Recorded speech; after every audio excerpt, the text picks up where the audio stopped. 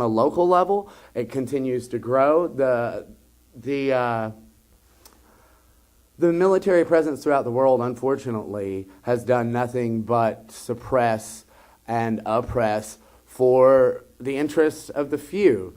And as soon as we start to take care of the interests of the many will no longer be inclined to support that anymore. I think that once we take care of certain things, that people will begin to understand that it's no longer a necessary issue. When you said that the military is like 100% a certain way, totalitarian hierarchy, it's designed that way. But when you actually talk to people in the military, if you want to find a bunch of people who are really sick of hierarchy, you go to the military. You talk to any private, he's done with taking orders. He's done with it. Okay, so I think I'm going to try and get into I think what you're asking is, at the moment, at the apex of revolution. If revolution is a process and not an event, at the apex of it, what is the military? How are we going to fight off the military? Well, there's a lot of different ways to go about that. The first way would be the way it kind of happened in the Soviet Union and its former client states in Eastern Europe.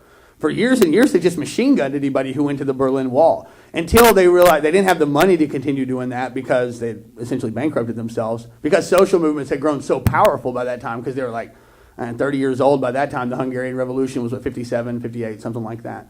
So by that time, the social movements in Eastern Europe were large enough to where they couldn't just shoot everybody who went to the wall. It was not going to be effectual anymore. So what did they wind up doing? They essentially had to let them tear it down. There wasn't anything they could do, because they'd run out of bullets before they run out of people. And they just couldn't fight back. Now, our military is a lot larger, obviously.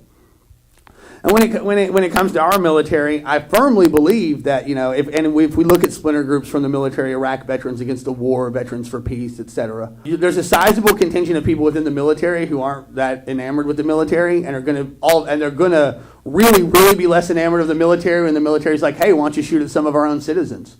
Especially if it's done on a widespread level. I think it's easier to get cops to do that.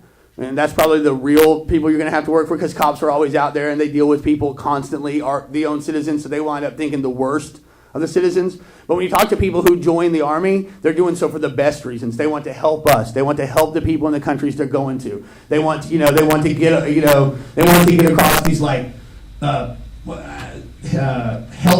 these help processes that they do in like Iraq, where people go out and give Iraqi citizens free dental care, and they help them out with parasitical infections, etc. When you ask them, they say, "This is why I joined the Army, not to go kill people." They join the Army because it's a sense of adventure, because they're stuck in Omaha, Nebraska. They're never going to go anywhere. They're going to do anything. They don't have any money. They're poor, so they have to join.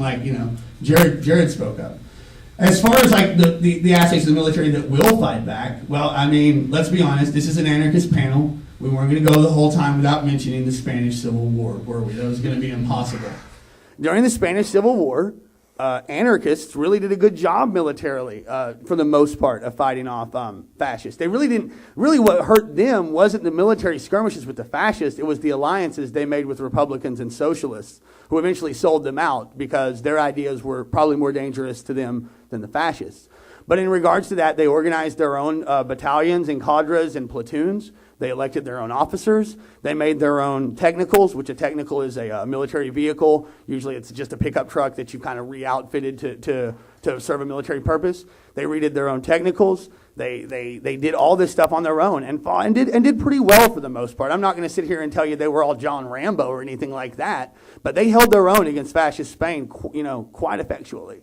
So I would wager that that's how we'd have to go about it too. If we had to fight the military off, and I don't want to, mind you, but if we had to, we would organize hopefully under those principles, and it may mean the end of the social experiment. That kind of violence may mean the end of our dreams and our desires for a society. That's what it might mean. But in regards to just letting them do whatever they want at the apex of the revolution, no, it's not going to go down like that one way or another. Does that answer your question? Okay. Do you feel comfortable about talking a little bit about U.S. foreign policy? So they bought it from the Soviets. Then we go, look at there. Those communists, they bought arms from the Soviets. Can you believe that? We have to defend ourselves against these godless Sandinistas. And it's a big joke. If you do a modicum of research, you'll find out that it's a big joke. Like I said, insert country here. The Iraq War, same difference. Weapons of mass destruction. They could destroy us all. They never had any. weapons of mass destruction. Even they had weapons of mass destruction, we gave it to them. Okay, we could prove it. We got the receipts right here. And they never had weapons of mass destruction that had the capability of hurting us. So the idea has to be different. And that goes to the second part. And Chomsky talks about this in a video I suggest everyone watch called We Own the World. The idea gets even farther. It's that you can't invade Iraq because you own Iraq. Seriously. Because they said, and this is the quote that Chomsky used, and you can find the quote for yourself. They said, we have to stay in Iraq now because remember, all their other principles are gone. They didn't find any WMD. They obviously didn't establish a democracy. They haven't made the place safe. Safer at the bottom of the Pacific Ocean without a freaking scuba tank. We're about to run out of air. So what he said was, we have to stay there. We have to keep our occupation to prevent foreign influence from Iran. We have to continue to occupy a nation to prevent foreign influence. You can only imagine if Honduras was like, well, listen, we got to land troops in America. We've got to invade America and occupy it because otherwise America's going to come under a lot of pressure from Canada. Otherwise, Canada will have undue influence on American affairs. It's a joke. It's a big joke. Okay, in all honesty. And it would be a funny joke if millions and millions of people hadn't already died because of it. It would be very funny. But as it is, it's horrendous. And I think more and more people are getting the point. I think when you look at recent polls, not just about Iraq, but about trust levels in the government, believing military objectives, they're going down. They haven't gone up, ever. So I think people more and more are getting the point. Now that the issue is to get people to realize, like Jared mentioned earlier, that foreign policy is affected by allocation of funds. And if you don't want your taxes used that way, well, all you got to do is saddle up on a little old direct action and make them stop doing that. And that's how you change the world. And that's how you keep that from happening. Thank you, Nate. Jared, if I may ask you a question about a little bit about what Nate talked about. If it's obviously not true that the U.S. acts out of only either benevolence or self-defense, why is it that is the overwhelming impression that we get from the media?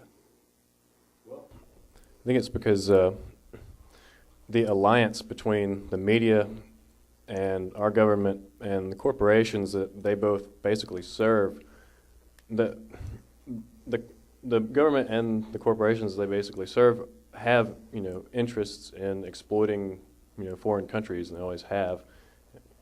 And when these countries are beholden to those, not countries, but when these media companies are beholden to these really powerful private interests that maybe like Boeing wants to sell some planes to the government so that the government can carry out its policies to go to Iraq or to Vietnam or wherever and bomb these people, then that's good for their business. And also, like the press releases from the White House that are disseminated to the media, like they often don't get criticized. They just say, hey, look, this is what the president said. Don't question it. They don't question it. Occasionally they will, but it'll be over like questions of tactics, not whether it's morally right to do it or not. And I think that it's definitely the prevailing image that we get, and the reason why is more or less because of what I outlined, the alliance between the advertisers and the government and the media, and how they rely on each other to bolster their superiority as far as or their ability to project this image of the United States as some kind of benevolent, well-meaning power that is just misunderstood or something.